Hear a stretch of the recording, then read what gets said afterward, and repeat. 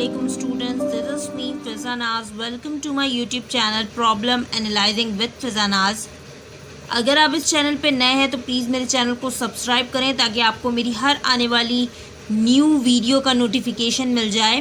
Previous video में मैंने even power of sec को किस तरह से इंटीग्रेट करते हैं वो सिखाया था। आज हम सेक और टेंजेंट दोनों होंगे, एक पावर ऑड होगी और एक पावर इवन होगी, उसको किस तरह से इंटीग्रेट करते हैं वो सीखेंगे। तो वीडियो स्टार्ट करते हैं। सबसे पहले ये इवन पावर और ये ऑड पावर है, तो हमें किस तरह से इंटीग्रेट करेंगे।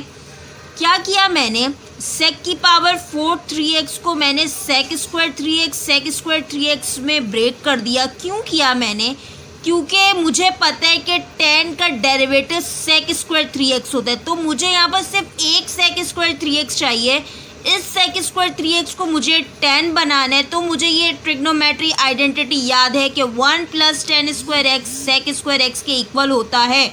ठीक है, तो ये हो गया tan क्यूब 3x। यहाँ पर एंगल क्या है, 3x है, तो ये इस सेक स्क्वायर 3x की जगह मैं लिख दूंगी 1 + tan square 3x sec square 3x ऐसी रहा dx। ठीक है, अब ये tan क्यूब 3x इस ब्रैकेट से मल्टीप्लाई होगा, तो ये हो गया tan क्यूब 3x प्लस, जब tan cube 3x tan square 3x से मल्टीप्लाई हुआ तो हो गया 10 की power 5 3x sec square 3x dx। अब इस सेक स्क्वायर 3x dx को दोनों के साथ लिख दूंगी किस तरह से, integral of tan cube 3x sec square 3x dx plus integral of 10 की power 5 3x sec square 3x dx।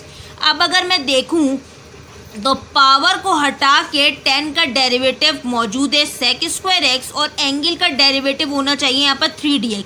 अगर मैं यहाँ पे देखूं तो यहाँ पर 3 की कमी है। मैंने क्या किया, मल्टीप्लाई और डिवाइड करवा दिया 3 से, तो ये जो डिवाइड किया वो ऐसे ही रह गया, लेकिन यहाँ पर मुझे चाहिए था न्यूमरेटर में 3, तो मैं लिख दूंगी यहाँ पर 3 1/3 ऐसी रहा। यहाँ पे मैंने मल्टीप्लाई करवाया, जब पावर को हटा के उसका डेरिवेटिव मौजूद होता है और एंगल का भी डेरिवेटिव मौजूद होता है, तो हम ये फॉर्मूला अप्लाई करते हैं x की पावर m+1/m+1 प्लस c।